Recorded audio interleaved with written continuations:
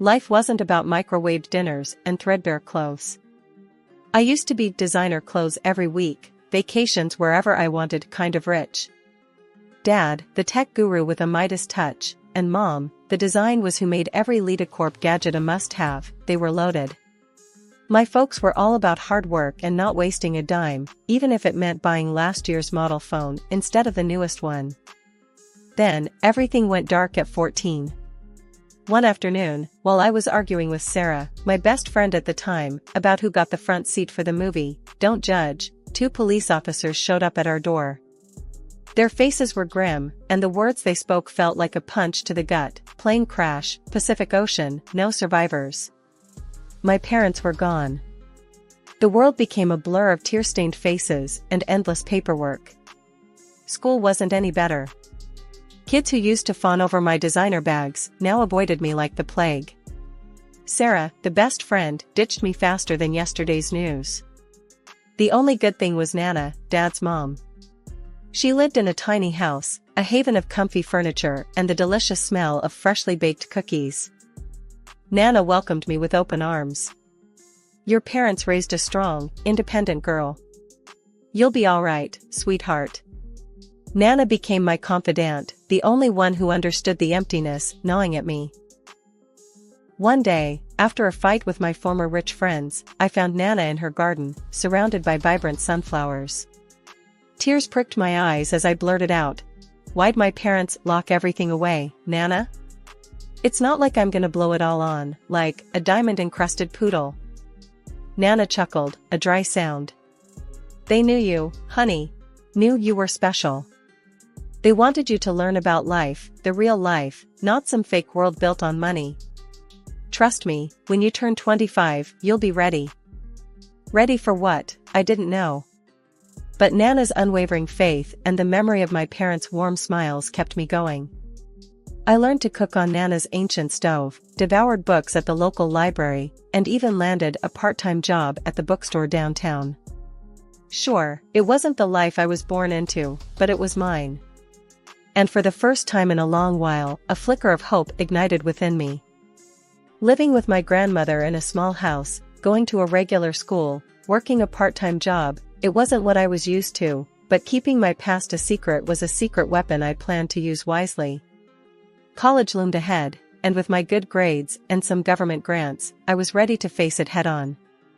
College life was a whirlwind. I juggled classes, a part-time job at the campus bookstore, and a mountain of instant ramen noodles. Still, I wouldn't trade it for anything. One crisp autumn afternoon, I was hunched over a particularly mind-numbing economics textbook in the library, highlighter in hand, when a voice startled me.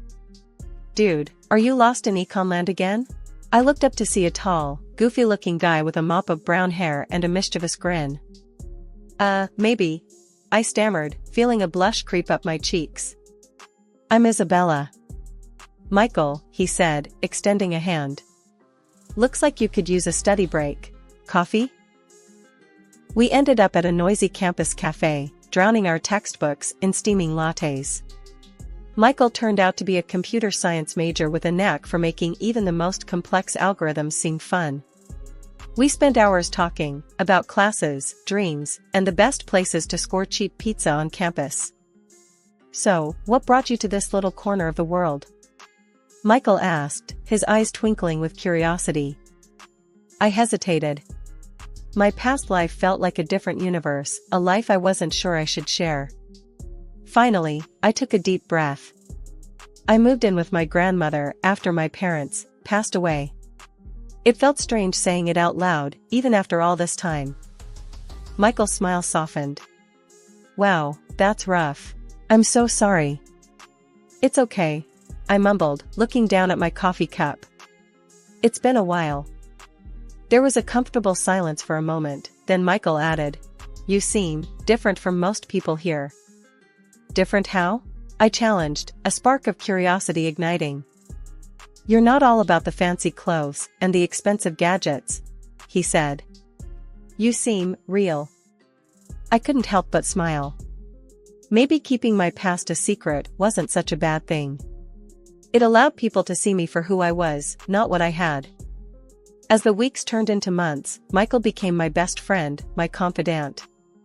We spent hours studying together, exploring the city, and arguing about everything from the best way to brew coffee to the merits of different science fiction movies. One evening, after a particularly frustrating day at the bookstore, I found myself venting to Nana over a plate of her legendary chocolate chip cookies. "Ugh, Nana," I groaned, throwing myself down on the worn armchair. "People can be such jerks." Nana chuckled, her eyes crinkling at the corners. "Sounds like you had a rough day, sweetheart." I told her about the latte incident, about a particularly challenging calculus exam, and about my growing feelings for Michael. "He's funny, he's smart," I confessed, feeling my cheeks burn again. "But Nana, what happens when he finds out about my money?" Nana patted my hand gently. "Isabella," she said, her voice soft but firm, "a good man won't care about your money. He'll care about you, about the person you are. It just feels wrong keeping this big secret from him." Nana squeezed my hand. "There's time for that later, sweetheart. When you turn 25, you can decide what to do.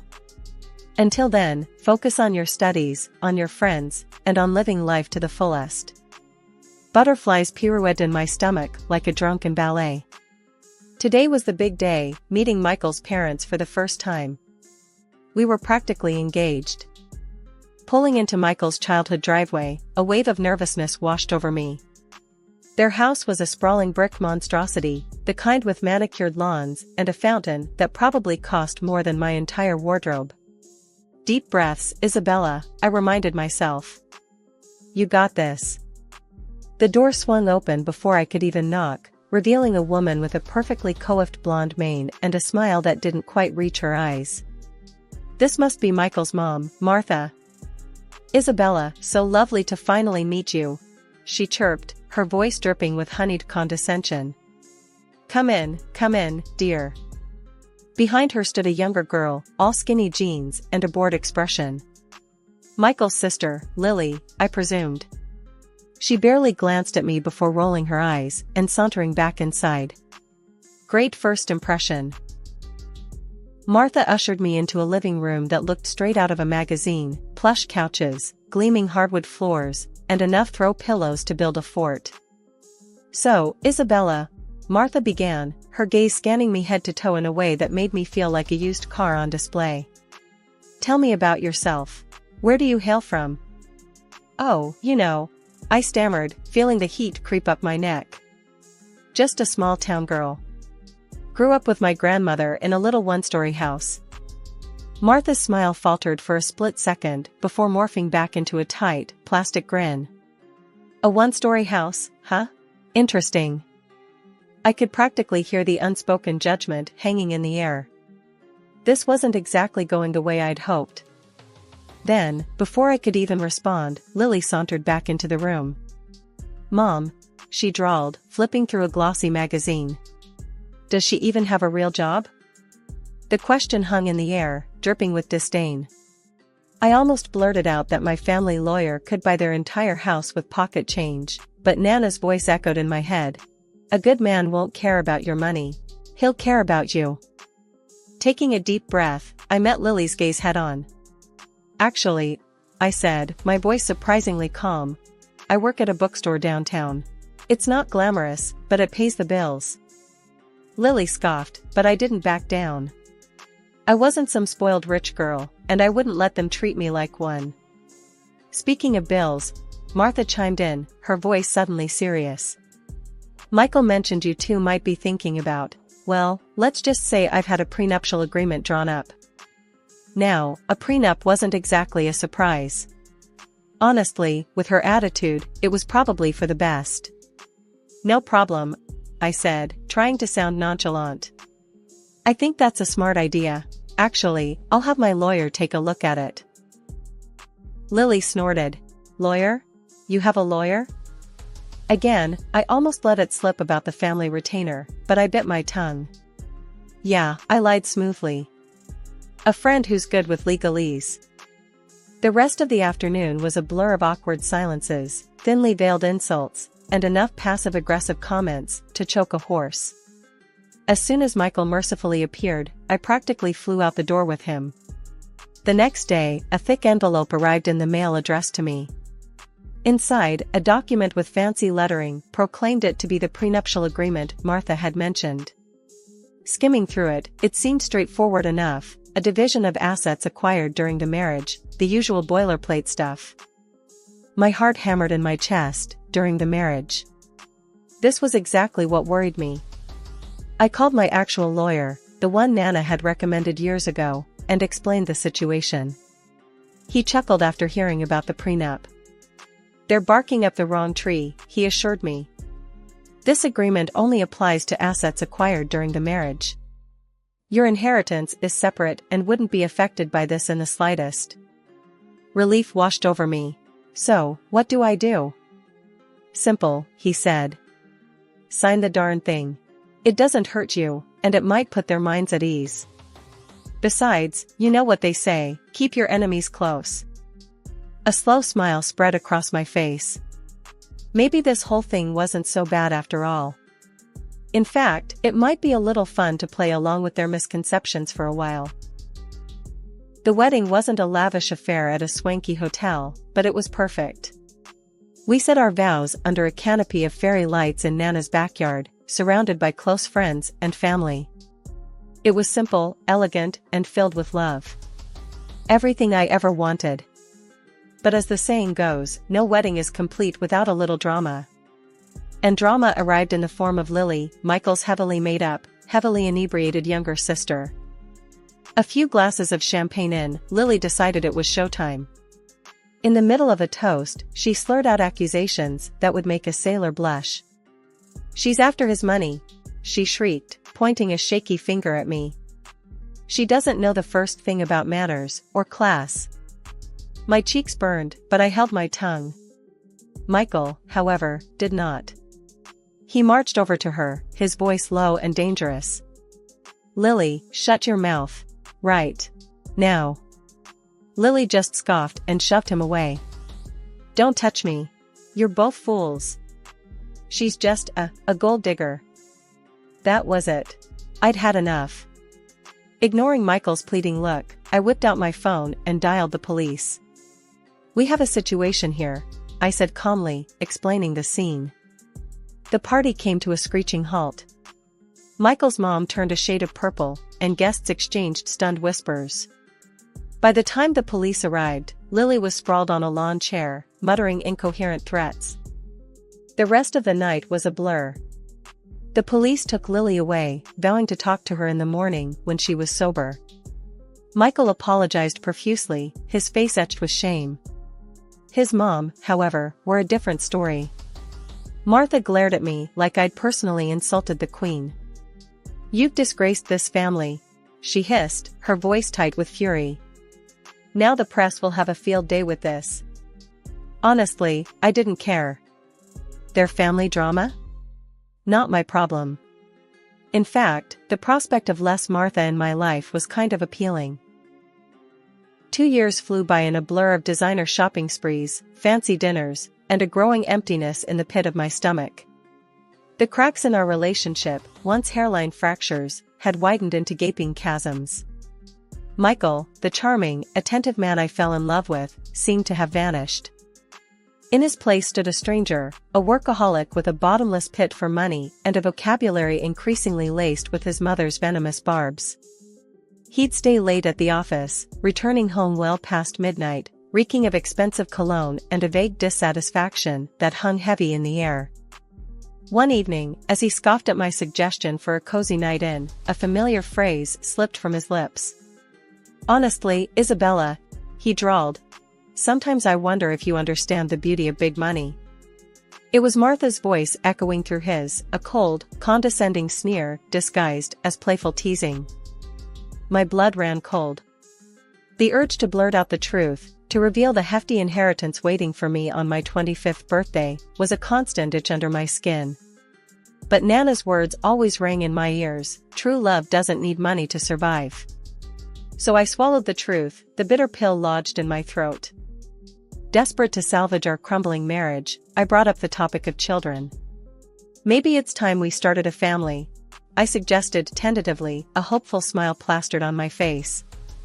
Michael's response was like a slap in the face. A kid? Seriously? He scoffed. Don't you think that's a bit convenient? Trying to trap me here with a baby? His words echoed in the silence, each syllable dripping with suspicion.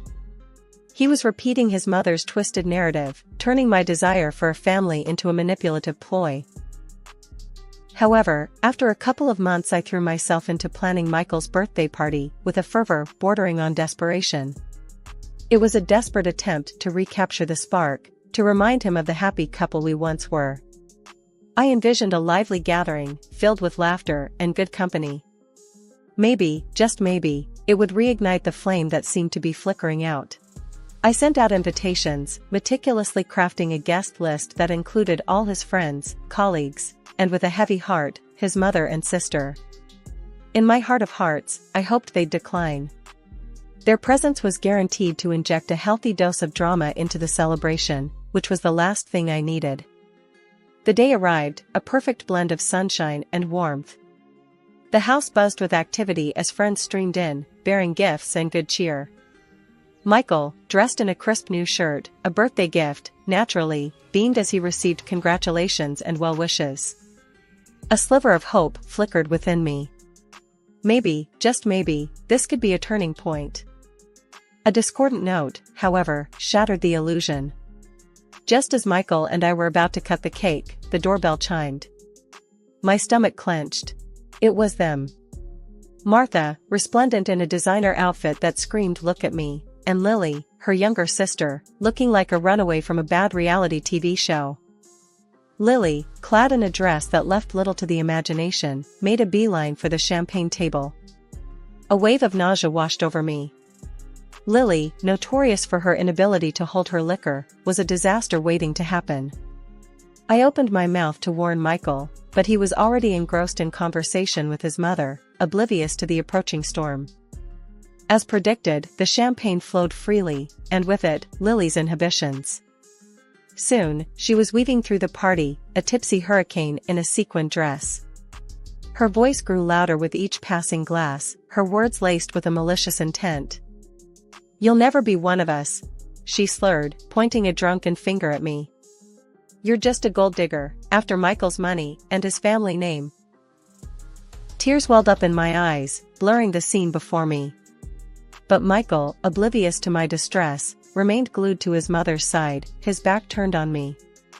He didn't even spare me a glance as Lily launched into a tirade about my supposed inadequacies as a wife and future mother. "You'll never carry on the family lineage," she screeched, waving a sheaf of papers in the air. "You'll only give birth to weak, pathetic babies." My vision swam. Shame and anger warred within me. Then, amidst the drunken chaos, Lily stumbled, her high heels betraying her. With a graceless shriek, she tumbled into the pool, landing in a heap of soaked sequins and misplaced pride. I rushed forward to help, more out of instinct than anything else. That's when I saw it, the papers Lily had been clutching lay on the ground, partially obscured by the pool water. Curiosity overcoming my emotional turmoil, I picked them up. My blood ran cold as I recognized the document, divorce papers. Signed by Michael. The date scrawled at the bottom confirmed my worst fears. Tears stinging my eyes, I stormed back into the house, the party atmosphere a grotesque parody of happiness. There, in the middle of the living room, stood Martha, a smug smile plastered on her face. Before I could speak, she launched into a tirade. "Well, Isabella," she purred, her voice dripping with fake sympathy. "Looks like your little plan backfired, didn't it?" "What plan?" I spat, my voice tight with anger. "What are you talking about?" "Don't play dumb, dear," she sneered.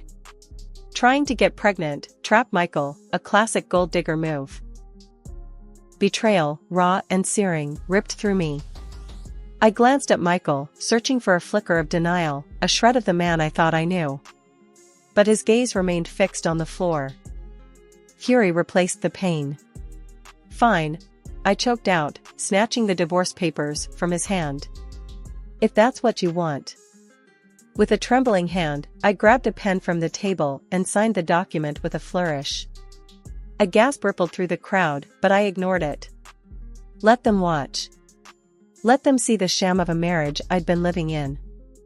There, I said, my voice surprisingly steady. Happy now? The room was silent, the air thick with tension. Then, I reached for my phone and dialed a familiar number. Nana? I asked, my voice thick with emotion. Can you come get me? Now. A few minutes later, my grandmother, bless her heart, materialized in the doorway. Relief washed over me, warm and familiar. What's going on here, Izzy? Nana asked, her eyes taking in the scene with a sharp glint. Taking a deep breath, I launched into the whole sordid story, Michael's accusations, Martha's manipulations, the betrayal that felt like a physical blow. By the time I finished, a slow smile was spreading across Nana's face. That's all, she chuckled, her voice laced with amusement. Before I could reply, she turned to Michael and his mother, her voice laced with steel. Listen up, you two, she began. Isabella doesn't need your money or your pathetic family name. She's an heiress in her own right, set to inherit a vast fortune on her 25th birthday, which is, by the way, in a month. The color drained from Martha's face. Her smug smile had morphed into a mask of disbelief. Heiress, she stammered. But Michael said. Michael listens to his mommy a little too much, wouldn't you say? Nana retorted, her voice dripping with sarcasm.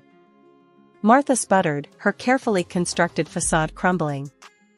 Isabella, she croaked, her voice laced with desperation. Forgive me. I was wrong. You deserve my son. Now it was my turn to scoff. Deserve? Their love had been built on lies and suspicion. The taste of betrayal lingered bitter on my tongue. As if on cue, a loud honking sound came from the driveway. My surprise gift, a top-of-the-line sports car, had arrived. A car I'd secretly bought for Michael, using money from my hidden account. Sliding behind the wheel, I gestured for Nana to join me. Let's go, Nana, I said, my voice firm. From now on, my lawyer will be dealing with all of you. As I pulled out of the driveway, I glanced back at Michael and his mother, their faces a picture of stunned silence. Leaning out the window, I added one last parting shot. Oh, and by the way, I said, a mischievous glint in my eyes. I recorded the whole thing, including your little drunken performance, Lily. I held up my phone, showing them the social media post with a rapidly rising number of. The roar of the engine filled the air as I peeled out of the driveway, leaving behind a cloud of dust and a family drama for the ages. A week after the dust settled from the divorce drama, the phone rang. It was Martha. Honey dripping from her voice, she launched into a desperate plea for reconciliation. Apparently, Michael was lost without me, and they both wanted me back in their perfect little family. I cut her short. Thanks for the offer, Martha, I said, my voice cool. But the damage is done. Move on. Then came Michael. He showed up at my doorstep, looking like a kicked puppy in a Brioni suit. A sob story about his manipulative mother and his undying love for me tumbled out of his mouth. Yeah, right. Spare me the crocodile tears, Michael, I said, my voice laced with steel. Actions speak louder than words. You had your chance. He hung his head, defeated. There weren't any grand gestures, no groveling or apologies worth a damn. Just another attempt at manipulating me back into his life. Goodbye, Michael, I said, shutting the door firmly. Nana and I remained in our cozy little house on Maple Street. Forget mansions, this place held memories, laughter, and the comforting aroma of Nana's famous apple pie. My 25th birthday arrived, ushering in a tidal wave of wealth.